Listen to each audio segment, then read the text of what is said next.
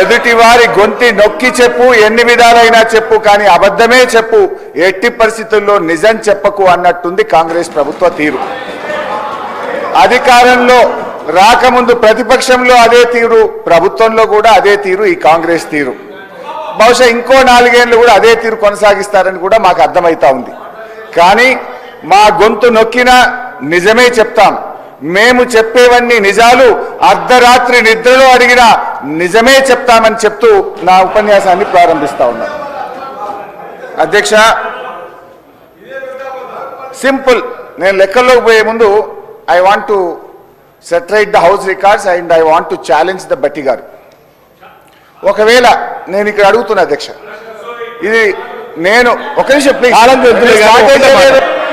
Challenge వద్దండి, మీకు నాకు ఛాలెంజ్ ఎందుకు? ఛాలెంజ్ వద్దు, ఒకటే మాట్లాడి కూర్చున్నా. సార్ హరీష్ గారు, నేను ఒకటే మాట్లాడుతున్నాను, ఛాలెంజ్ చేయట్లేదు వారితో. ఒక నిమిషం, నేనేం ఛాలెంజ్ చేయట్లేదు వారితో, ఒక మాట అడగదలుచుకున్నాను మీ ద్వారా పర్మిట్ చేస్తే.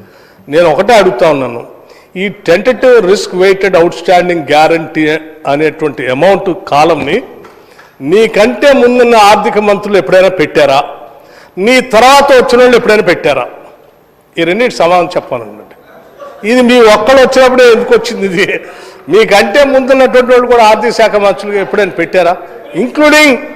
ఇంక్లూడింగ్ మీ టైంలో ముఖ్యమంత్రిగా పనిచేసిన చంద్రశేఖరరావు గారు ఆర్థిక శాఖ మంత్రిగా ఉన్నప్పుడు వారు కూడా పెట్టలేదు. మీరు ఒక్కళ్ళే ఎందుకు పెట్టాల్సి వచ్చింది? అది మీ టైంలోనే ఎందుకు ఇట్లా చేశారు? ఎందుకు ఇంత సభని ప్రజలు తప్పుదోవ పట్టించారు? మీరు దాని ఒక్కదానికి సమాధానం చెప్పండి.